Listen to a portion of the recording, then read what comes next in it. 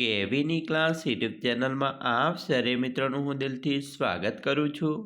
આજે વિદ્યાર્થી મિત્રો વાત કરવાના છીએ ધોરણ 7માં આપણી નવીન સ્વાધ્યાયન પોથી જે આપવામાં આવેલી છે તેમાં ભાગ નંબર 4ની અંદર ગુજરાતી વિષયનો પાઠ નંબર 13 સમરથલાલ સુરણવાળાનું સન્માન સમારંભ, જેના પાઠનું આપણે આ વિડીયોમાં સચોટ સાચું અને સંપૂર્ણ સોલ્યુશન જોવાના છીએ। તો ચાલો વિદ્યાર્થી મિત્રો વિડીયોની શરૂઆત કરીએ। તેના પહેલાં તમે ખાસ કરીને ચેનલમાં નવા આવેલા હશો તો મારા વાલા વિદ્યાર્થી મિત્રો ચેનલને અવશ્ય સબસ્ક્રાઈબ કરી વિડીયોને લાઇક અને શેર કરવાનું પણ ન ભૂલતા।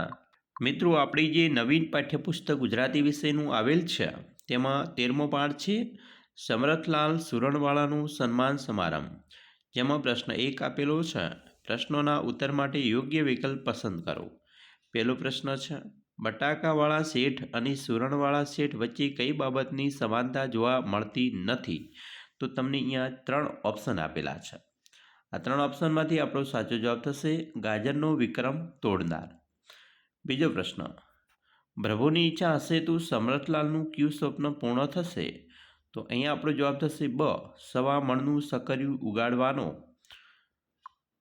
4, પાઠના આધારે કસ્તુરી કોને કહે છે?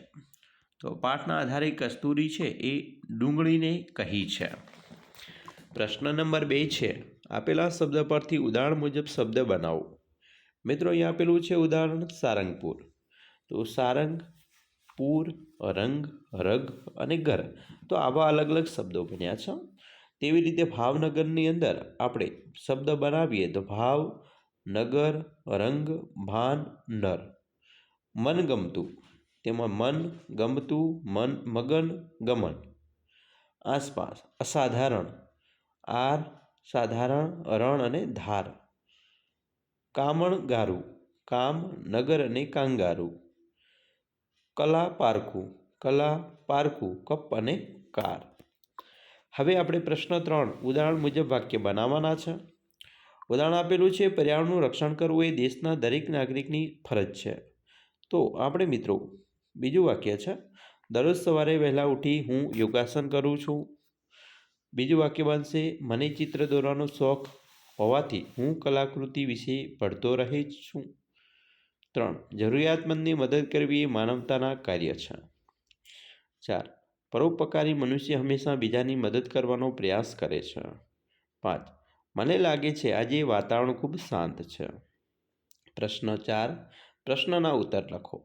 જેમાં પહેલો પ્રશ્ન છે, તમારા મતે શાકભાજીનો રાજા કોણ છે અને શા માટે?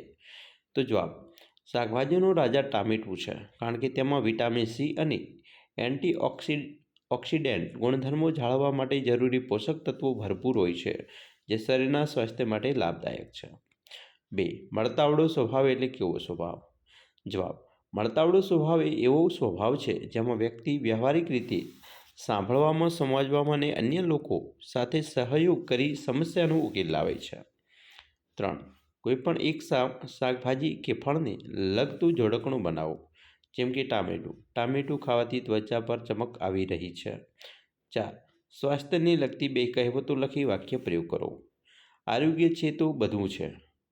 આ આરોગ્ય છે તો બધું છે, તો પણ તમે યોગ્ય ખોરાક અને વ્યાયામ પર ધ્યાન આપવું જોઈએ। દેખાવ તંદુરસ્તીનો ભાગ છે। દેખાવ તંદુરસ્તીનો ભાગ છે, તેથી દરરોજ વ્યાયામ અને પોષણયુક્ત આહાર લેવો જરૂરી છે। પ્રશ્ન 5, પાઠમાંથી તમને કોનું ભાષણ ગમ્યું અને શા માટે? જવાબ, પાઠમાંથી મને સમરથલાલ સુરણવાળાનું ભાષણ ગમ્યું। તેમના ભાષણમાં તેમના પરિવારના સભ્યો વિશે જાણકારી મળી, જેમાંથી હાસ્ય નિષ્પતન થયું, આથી મને એ ભાષણ ગમ્યું। પ્રશ્ન મિત્રો જોઈશું 5, પ્રશ્નોના ઉત્તર લખો। પહેલો, જો વાહન વ્યવહારની સેવા બંધ થઈ જાય જો વાહન વ્યવહારની સેવા બંધ થઈ જાય તો લોકો માટે મુસાફરી કરવી મુશ્કેલ થઈ શકે છે। લોકોનો કામ પર પહોંચવાનો અને જરૂરી સામગ્રીની ઉપલબ્ધિ પર અસર પડી શકે છે। આથી લોકો નાના વાહનો, બાઇક, સાયકલ અથવા પદયાત્રા પર આધાર રાખી શકે છે। બીજો પ્રશ્ન, જો શાકભાજી મળવાનું બંધ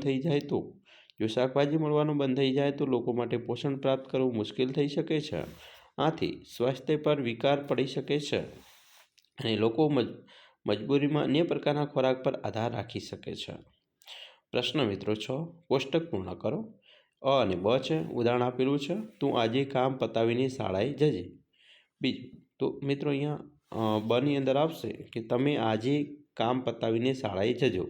તો એવી રીતે તે ફળ તોડ્યા, તમે ફળ તોડ્યા. બીજું હું આજે છોડ રોપવા વાડીએ જઈશ, અમે છોડ રોપવા વાડીએ જઈશું. ત્રીજું પેલો પર્વત દેખાય છે, પેલા પર્વતો દેખાય છે. મને ગુલાબ ગમે છે, અમને ગુલાબ ગમે છે. હું લાડુ ખાઉં છું, અમે લાડુ ખાઈએ છીએ. તો મિત્રો અહીંયા અલગ ભાવ બતાવે છે. પહેલા વાક્યની અંદર અલગ ભાવ છે, બની અંદર અલગ ભાવ બતાવીને વાક્ય બનાવેલા છે. પ્રશ્ન મિત્રો 7 વર્ગીકરણ કરો. અહીંયા મિત્રો પુલ્લિંગ, સ્ત્રીલિંગ અને નપુંસકલિંગની અંદર ઉપરના જે શબ્દો છે એનું વર્ગીકરણ કરવાનું છે. પુલ્લિંગ તો તેની અંદર છગનભાઈ, આંબો, રોગ, પંખો અને બાટલો એનો સમાવેશ થાય. સ્ત્રીલિંગમાં જિંદલ, સાડી, ખુરશી અને લાઇટનો સમાવેશ થાય. અને નપુંસકલિંગમાં માર્કેટ, થડ, પેટ્રોલ, પેપર, દહીં અને ઓશીકું આ શબ્દોનો સમાવેશ કરવામાં આવે છે. પ્રશ્ન 8 શાકભાજીના નામ માટે તમારી સ્થાનિક બોલીની શબ્દ લખો.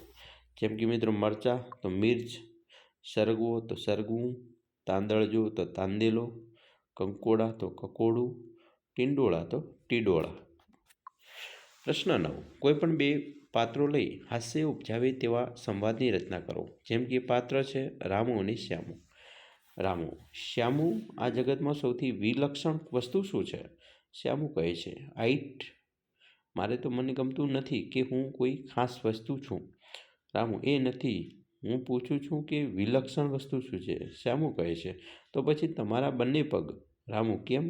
શ્યામુ: કારણ કે તે એક સમયે જમણું અને ડાબું બંને હોઈ શકે છે અને તે પણ એકસાથે ચાલતા હોય છે. રામુ: હસતો, હવે હું સમજું છું.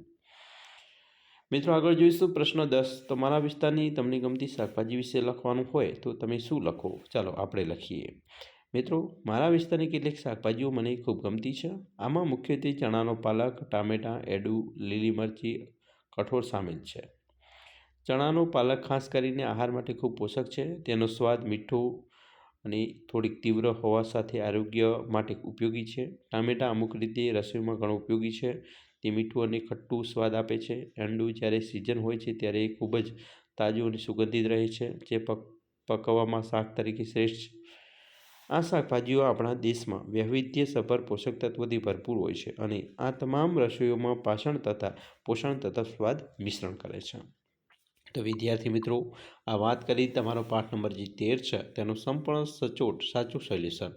અમે આશા રાખીએ છીએ તમને આપણો આ વિડીયો ખૂબ જ ઉપયોગી નીવડશે અને ખાસ વિડીયો ગમે હોય તો મિત્રો લાઇક, શેર અને સબસ્ક્રાઈબ કરવાનું પણ ન ભૂલતા.